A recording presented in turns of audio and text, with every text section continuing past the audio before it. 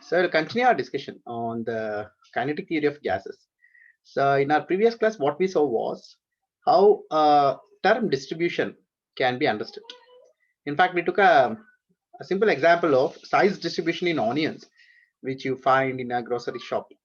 Similarly, the important point in our previous class was this, that gas molecules in a sample of gas, all molecules will not possess identical velocities, and there is a distribution of velocity. So you can plot a curve of number of molecules with a given velocity value against that velocity. You get a distribution curve, and I request all of you to stop your videos here. All of you stop your videos. I don't know why you switch on your videos immediately as you come. Fine. And this was discovered by Maxwell and Boltzmann, and they formulated the discovery in the form of a law that is called Maxwell-Boltzmann distribution law. In fact, we had stopped at this equation last class. We'll continue from here. The Maxwell-Boltzmann distribution law, or called a function or called an equation, is represented like this: dn by n is equal to m divided by 2 kbt square root, or into raised to the power of half, e to the power of minus mv square divided by 2 kbt into dv. So as you see, this equation is a differential equation basically.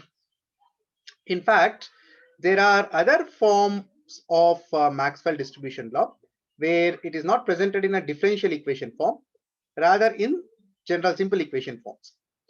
Well, but we will understand this form of the equation, the differential form of the equation. And what are the terms? dn by n is the fraction of the molecules that are moving with the velocity v plus dv. M is the mass of the molecule. Kb is the Boltzmann constant. T is the absolute temperature expressed in kelvins. And mv square is the kinetic energy term of the molecules. Now you can, in fact, plot a curve for Maxwell-Boltzmann distribution also. So what is the speed of the molecules? All possible speeds, from the slowest to fastest speed. All the values you take on the x-axis. And on the y-axis, you have to plot the number of molecules with that speed. As I said to you, as I told you in the previous class, for any given velocity value, there will be a number of molecules with that value, right? It's not a single molecule, only a velocity corresponds to a single molecule. Given value of velocity can be possessed by a bunch of molecules. So all those molecules you plot, or that value, that number you plot on the y-axis, and then join the dots. Essentially, you get a bell-shaped curve. This is also called Gaussian distribution. So any distribution which is bell-shaped like this, with a peak and a smooth ascending and smooth descending pattern, it's called Gaussian distribution in statistics basically. The Maxwell-Boltzmann distribution is also an example of a Gaussian distribution. But in your equation, the dn by n term represents a fraction of molecule moving with a velocity v to v plus dv. What is this v to v plus dv? In any differential equation, you don't choose x, right? You usually choose del x. So what is the del x? Del x is nothing but a small range of a quantity, very small range of a quantity. So this distribution, if we have to give justice to the equation and represent the equation on the curve, you just have to choose a small velocity range from v plus dv. So this segment of the graph will represent dv, del v, for example. What is that del v? A marginal difference in the velocity. still the curve appears to be Gaussian. Number of molecules you have plotted here. So that's the way Boltzmann distribution law looks like when formulated as a curve. But we will understand this curve a bit. So we have a peak of a curve. So what does this peak of the curve stand for?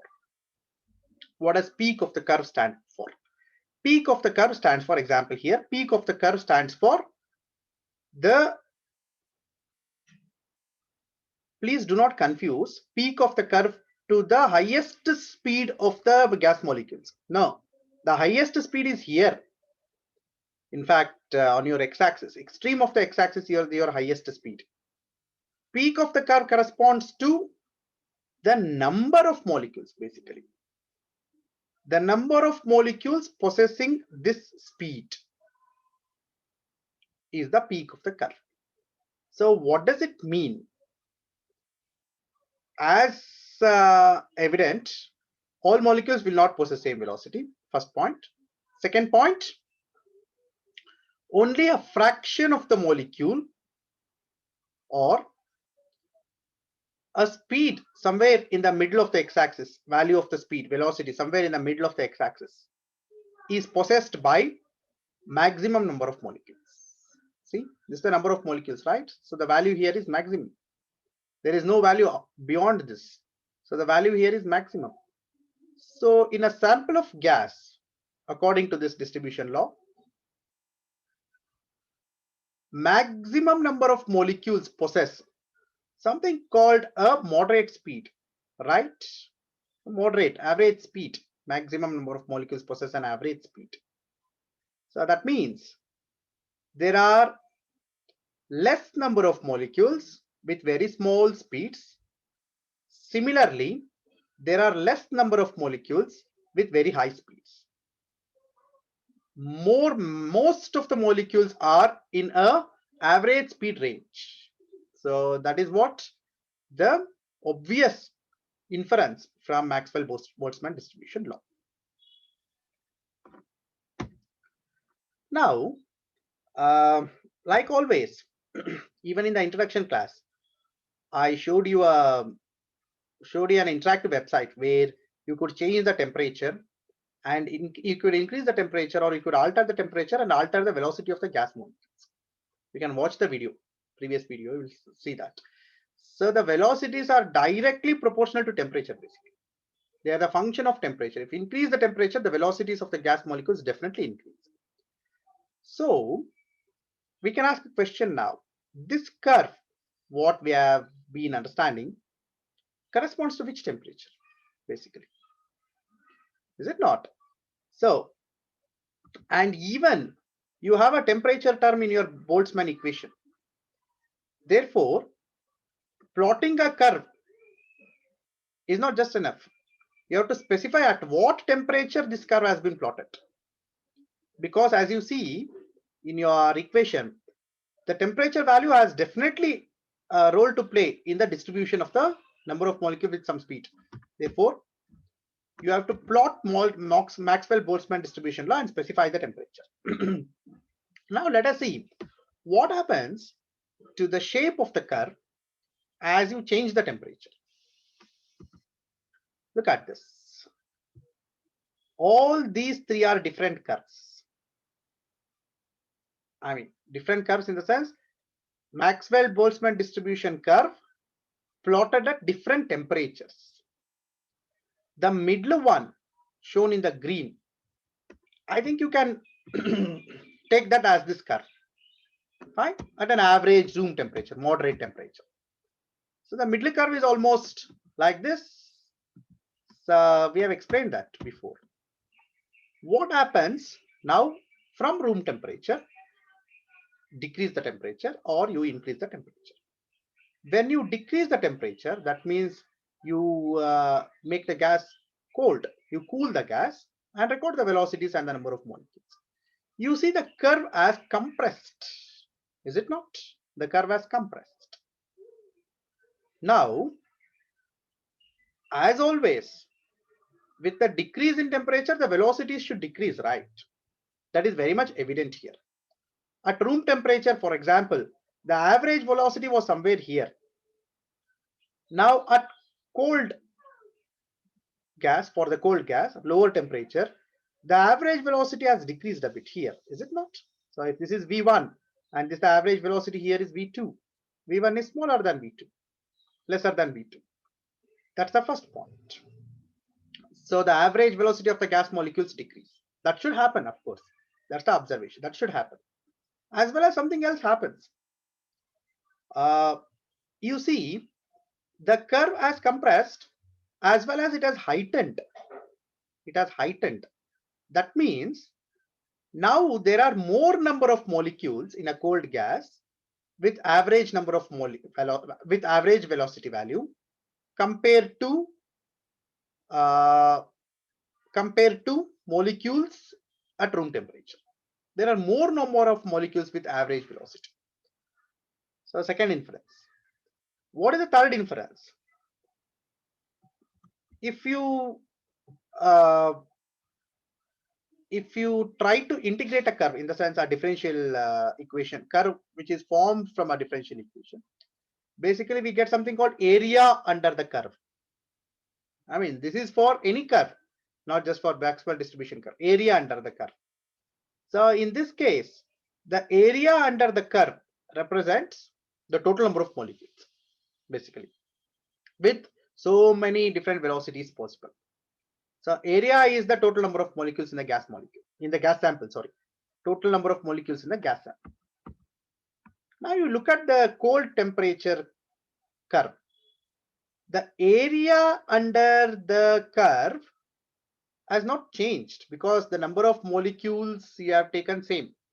Whether it's you are conducting this temperature with the same amount of gas, conducting this experiment of seeing the difference in temperature with the same number of molecules of the gas, same amount of gas. The number of molecules still remains same, but since the curve has compressed, the distribution range is lesser actually. In this case, the distribution was from, see, let us start this distribution of V is equal to very low value, and till here the distribution is there. Let us call this V1 and V2. V1 and V2. The V1 and V2 is a big range. But at cold temperature, if this is V1 and what is the extreme of the velocity on the x-axis? V2. Take the range of V1 and V2, it is smaller. That means there is not so much distribution of velocities in the cold gas compared to the room temperature gas. So these are the three inferences. One, the curve is compressed, the curve is heightened. Because it is heightened, there are more number of molecules with an average speed, and the velocity range has decreased. Okay, fine. And as well as other important thing is the gaseous average velocity has become lesser. So this is what cold temperature is. Now, what happens to the velocity distribution when you increase the temperature? Exactly opposite happens. The curve becomes shortened, it is more distributed, and there are less number of molecules with average velocity. See this? See the peak here. See the peak of the cold gas here. See the peak of the hot gas here. So there are lesser number of molecules with average velocity. Whereas in a cold gas, there are more number of molecules possessing the average velocity. And there is a broader range of distribution of velocities. In fact, you can see here, you're not seeing the extremes of the velocities at all.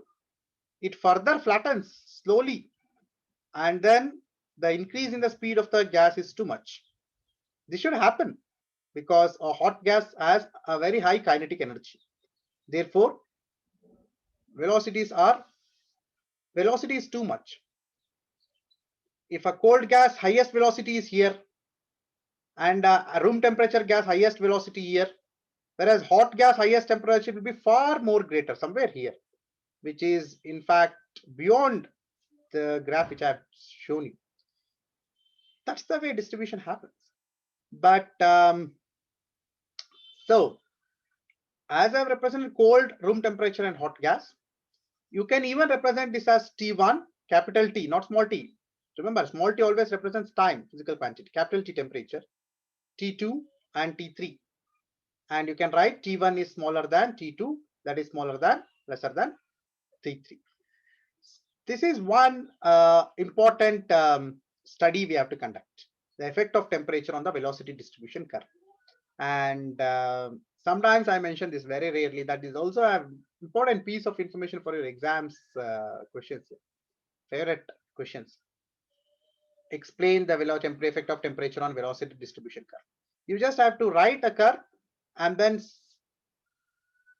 show the important features which are differing. What happens? Temperature is decreased, and what temperature is increased. Always take a reference of room temperature gas. Compare to this, with reference to this, what is the change in the shape of the curve, and correlate that with change in velocities and velocity distribution as well as the number of points. Fine. So this is all regarding the Maxwell distribution law and its interpretation as well as the effect of temperature on it. Now we will move on to something else, which is not related too much to Maxwell-Boltzmann distribution law. That is over. In fact, we will come back to this law when we take up the quantities, when we start defining terms like average velocities, most probable velocities, RMS velocities, such things. But as of now, that's it. Now, we want a very new term, mean free path of gas molecules. Why is this term mean free path of gas molecules important to us? Because now, as such, when we have defined the state of matter called gas, we have told that gas molecules have very high kinetic energy. But some of our observations from the real world doesn't justify this. For example, if you open a perfume bottle somewhere in a corner of a room, and doesn't it take some time for the perfume to reach the other corner of the room? Can you immediately smell the perfume which is opened in a distant corner? No. It takes some time for the gas molecules to travel the length of the room and reach you. Or for example, if there is a gas leak somewhere, either in the gas pipelines or in gas some gas cylinders, it will definitely take some time for you to get that aroma or get that fragrance smell. So what does it mean? You will get the smell only when the gas molecules have reached your nostrils. But why is this happening? Since we have told that kinetic energy is too much for the gas molecule, as soon as you open the perfume bottle, you should get the smell. Even if you're standing in a very far from the place of opening the bottle, you should get, but that's not happening. So that means what? The molecules of the perfume are not reaching you as fast as we have predicted or as fast as we have assumed. So why is it happening? That's simply because the molecule is not traveling in vacuum here. The molecule has to cross a medium. It is to travel in a medium which again contains a lot of gas molecules. So presumably, very evidently, very obviously, the gas molecules of the perfume undergoes a lot of collision with the molecules in the air. Similarly, a gas molecule which is leaked, a gas which is leaked, its molecules collide with the air molecules. Therefore, what happens due to the collision? Their velocity decreases. Once the velocity decreases, they take a longer time to travel a given distance. Therefore, what is important now is we can correlate now we will coin one new term here. What is that new term? Mean free path of the gas molecules. So what is this mean free path? Because of collisions, the velocity has decreased, right? Now, mean free path is defined as the path or the length traveled by a gas molecule in between collisions.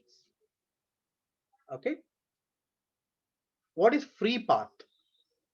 The length traveled by the distance traveled by the gas molecules in between collisions. But since the gas molecules does not undergo a single collision, it undergoes numerous collisions. Between every two collision, you calculate the length and take the average of all these lengths. That becomes the mean free path. Now, this would be easier if I give an example of ball bouncing in a box. Now, this picture shows you a red ball which is hitting the walls of a box. What happens? It doesn't hit always. It travels some distance and then hits the wall. Once it hits, it bounces. It may hit an opposite wall. It can go on randomly like this. So I have just traced the path of the ball as it bounces in the box. It goes and hits here. It's another spot, one more spot, again. Randomly, it has hit a lot of spots in the box. Now you simply calculate the distance in between two hits. Okay, the first hit is here, the second hit is here.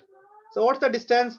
Let that be D1, D2 between second and third hit, D3, D4. Now I can always average out these distances and write the mean free path of the ball. So what's the average of these distances? Because it has not traveled, it has not undergone one hit, lot of hits. You take the distance traveled between, see, between two hits, definitely there is no one more hit. Or between two collisions, there is no one more collision. So between two collisions, how much distance it has traveled? D1, D2, D3, D4 divided by 4, because there are 4 hits. Now replace this ball with a gas molecule. Fine. And but in this example, the scenario was easy. Why? Because the ball is a single entity in the entire box. It is not colliding with a ball of its own kind. Maybe you can make an experiment like that. You can put several balls in a box and make them bounce. So there's always a chance that two balls hit each other or many balls hit one another. There's always a chance, right? But there what happens when two balls hit, their velocity decreases drastically and they can come to rest even. But in gas molecules, it doesn't happen. The velocity doesn't decrease drastically even after collision. So this mean free path concept is very important. What is the advantage of this mean free path concept? Anyways, so I'll explain this a bit, then stop here, no problem. Okay, before I go into the derivation of mean free path of the gas molecules, let me I'll tell you the significance of mean free. Why is this term important? Why have we coined this new term called mean free path of gas molecules? Because this is important, particularly in something called vacuum technologies. Fine. So when can you tell there is a good vacuum? You have created a good vacuum. What is vacuum? First of all, very low pressures of gas, right? In fact, ideally in a vacuum, not a single gas molecule should be present. That is fine. That happens. If you go to what is that? Outer space, and beyond outer space, you may encounter a situation like that. There is not a single molecule. Even there, it's not that vacuum. It is vacuum, but still there are still stardust. There are still cosmic particles surrounding. But when you create a vacuum for some reasons, like a vacuum pump or a vacuum cleaner, how much vacuum is created inside? How do we know? You cannot know.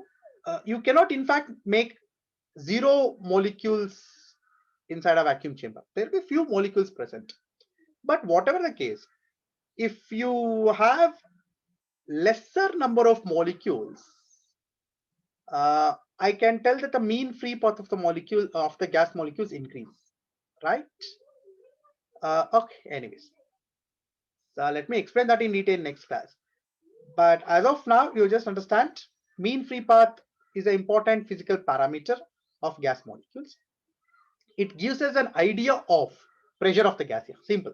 Okay, as straight as this. It gives an idea of pressure of the gas. Okay, so that is what. Very low pressures, mean free path is longer. Pressure of the gas and the mean free path are inversely related. Decrease the pressure, there will be an increase in the mean free path. But what is mean free path? That's the length basically. It's the distance traveled by gas molecules between two collisions. And since there are many collisions, take all the distances between any two collisions, take an average of that. That will be the mean free path. Fine. So that's it. If you have any uh, if you have any doubt, you can ask me. If you have any interactions, you can